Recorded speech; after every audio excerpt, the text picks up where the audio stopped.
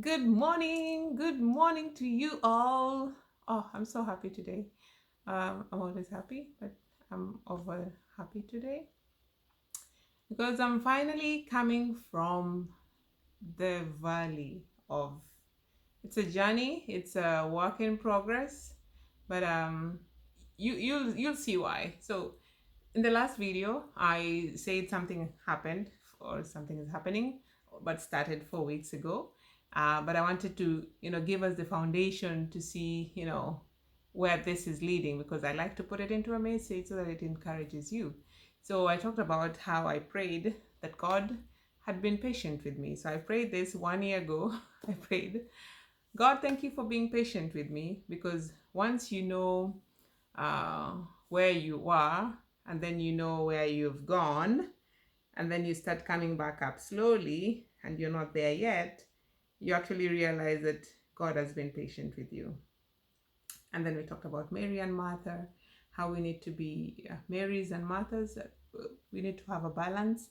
And wisdom is knowing when you've been in one season for too long. So you're not really pouring from an empty cup, but also you're not just sitting at the feet of Jesus, but deep down, you're hiding. You're hiding from fulfilling your purpose because actually you need to sit down, feel, soak him, fill yourself with his love, with his wisdom, with his spirit, but then go out and pour that love. It's not for you. The Holy Spirit is not for you. The God's presence is not just for you. It's for you to, him to use you outside. So I'm all dressed up today uh, because this is where the message is going on. After praying that God was patient with me, I said we need to wake up from our slumber because humanity is waiting for you and me to go out and be the light, be the person that opens the door, be the person that serves, be the person that smiles. Doesn't have to be the big. I know some of us are thinking, oh no person is waiting for my gift. No, they're actually waiting for your gift. Then what did it talk about? Yeah, wisdom is realizing that you've been one season for too long. So coming for today's post,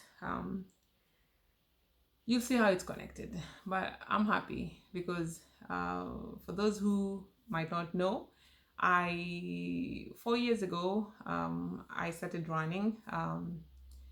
First of all, I didn't want to start running because I was like, why should I run? Because the only running I knew was in high school where we were being punished. There's a teacher running behind us and punishing us and beating us to run. So I never really wanted to do this in my life. But 4 years ago, I started running because I was getting an office job and I was coming out from a very active lifestyle, cleaning 4 houses in a day. You're so pumped up, and now you're going to be sitting in an office. So I didn't want to, like my energy to be sucked up. So I started running, and I was running every day, 5K every day, and before the office, and a 10K sometimes. And then Sunday also I did a 10K. So moving, and then I think 3 weeks ago my husband was looking at the app and running up, and he was like, whoa, have you seen how much running you did? I have to scroll, keep on scrolling for you, and it's daily, and mine is like one day there, one day there, because I run every day. And then when I got pregnant, I kept on running. So I was 19 weeks and I was still running 10Ks every before I went to the office. For me, it was just like it's a normal thing to do. But then I ran my last 10K. I think 2 days before my 20-week echo check, because they check you at 20 weeks. And yeah, it was discovered that I have incompetent cervix. And when you have an incompetent cervix, gravity is your worst enemy, And what have I been doing all along? I have been running for 19 weeks, or let's say 20 weeks. I was running every day. So some doctors say it has nothing to do with your running. In my mind, I'm blaming myself. Why did I run? Why was I doing that? Of course, some study is also saying maybe this also, had something to do with it, because yeah, 2 weeks later I lost my baby. So that hit me so hard. So but I won't focus on that today. I'm just talking about what happened 4 weeks ago. So since that time, I never ran. I did not move. I did not move an inch. I i didn't do anything. So just, and I can relate, because I know there's so many people who are like in the limelight and doing things, and then all of a sudden, um, you don't see it, like the light just went off. There's this song by, I think, Casting Crowns or Massimi, that says, I've been on this stage, encouraging people. It's called Even If. But now I can't do it right now, because I'm the one that needs encouragement. And I get it. Like people who are suffering from chronic diseases, or even depression, mental issues, these people were so joyous and they were out there, but right now they cannot. There's no an inch of energy that can come out of them. So I did not move. I did not move for anything. Um, yeah, I just didn't do it. And that's why I was praying that God was patient for me, because in those 4 years, my quiet time, because before the run, I woke up at 4:30. I had my quiet time and I took it to the streets. So the praying time was in the streets. But then it didn't happen for 2 years. Into those 2 years, before I prayed that God is patient with me, I only did the popcorn prayers, like, oh, da, da, da, just the quick prayers. So that's why I prayed, God, thank you for being patient with me, because I knew where I was coming, and I knew where I had fallen, and I saw how I was coming. I'm not there yet, but I saw how I had a view of how, the journey was going, and that's how I prayed, thank you, God, for being patient with me. So I did not move. Then I got pregnant again, thank God. And so what happened, the trigger from, oh, you ran, oh, you walked, you triggered this, that's why you lost your baby and all that. There's this fear, like a trauma, really. I did not want to move, even though the bus was coming and it was late, or I could see it. I did not run. I was like, no, I'm gonna take the next one. I did not move. I did not walk at the office. Then I had my baby. I did not move. I did not run. I did not do anything. Of course, I started gaining weight.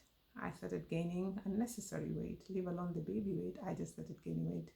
And people are like, oh, are you pregnant? No, I was not pregnant. I was just, no. During my lunchtime at the office, we used to walk even in the snow, in the rain, active. Like, let's go for a lunch walk. Before, this is 4 years ago, we were walking, and this was the routine. After having my baby, people are like, oh, Nelly, let's go for a walk. I'm like, no, I'm not going. I'm not going. So I did not move, but I started adding weight. But yeah, it's really even hard for me to say, but I just know that God listens to us. He's always there with us, even when we're in the deepest, when we don't even want to open the curtain, and even invite the sun in. He's still there with us. He it's not like he listens to us only when we are, spending quality time with him and praying long prayers with praying to him, or spending more time with him. He listens even to those popcorn prayers, because sometimes even the groanings of our hearts is what he really listens to, and he hears it because it's coming from deep down. But deep down, like I said, wisdom is realizing that you've been in one season for too long. So deep down, I knew a time was coming real, so that I had to get back to those soaking moments, to that soaking, sitting at his feet and really listening and discerning his voice again. Because of course, his voice, once you don't spend time with him, you're like, is that you, God? Is that you? So it takes time until your ear starts being accustomed to him speaking. So so 4 weeks ago, actually, I had started, I resumed running like a few months ago, but then I went back down again. I think I was not ready for it because I went back to the route where I took while I was pregnant, and I just broke down. I could not continue. So I came back home and I didn't do it again. But 4 weeks ago, I just knew it was in my heart, and I knew it was time. And I put on my shoes, did my quality time with God, whether it was 5 minutes, and I went to the streets. You know, so I went back and I was just soaking. And this time it was different because it was time. This time it was different because I passed that road, and it was like victory, really. I passed it, even though I stopped like 10 times. I went for this a 2 kilometers run, but I was like dying. I was like panting so hard, but I actually crossed that place that I broke down the previous time. And for me, that was victory in itself, that even though I stopped many times, it was victory that I was able to actually finish that run without feeling the guilt, like I'm the one who did this. This happened because I was the one running, and all that. So for me, it's not just the victory in getting back to physical activity, uh, like it's just being proud. Like it's connected, because for me, I know that this running, some doctors think it's the cause why I lost my baby. Some say no, it's not really about this running. So for me to really conquer this, it's really huge for me.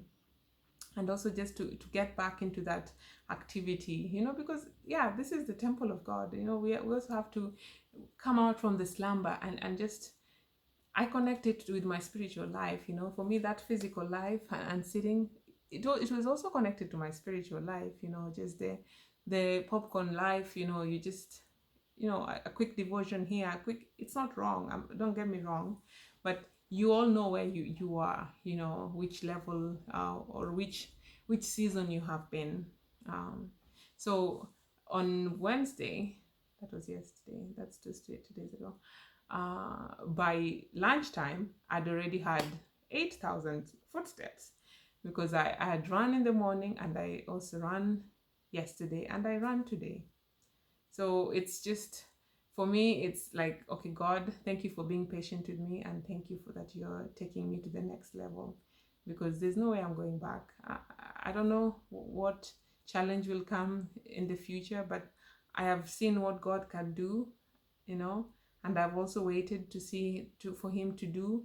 So I've been in this both seasons of where I just didn't even want to open the curtain to bring the light in, and now I've opened it because time is right and God's grace is sufficient, and there's no going back. So just an encouragement to any of you who are deep in that valley, whether you were the one who was so jovial, but right now you're just, so down. You're just in bed, laying every day, closing your curtains. A time is coming when you'll have the energy to open them. And once that sun gets in, which is God's sun, sunshine, you'll never close those curtains again. So yeah, just an encouragement, that there's no going back. Once God has taken you out of, there's one thing to wait on God, to see what he has not done, but there's one thing to actually live in that testimony and see how down you are and now you're back up again.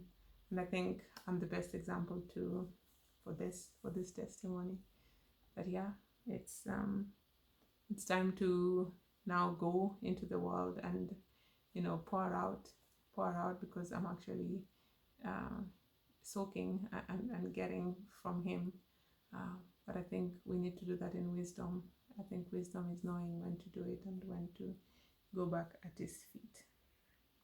So yeah, I pray that you will take every fear that has brought you to that valley. You take it by the horns, not by your might, but by God's power. Yeah, even if it takes you years or 2 years or months. In my case, it was 2 years. Yeah, just God's time is the best. And just know that he's already patient with us, yeah.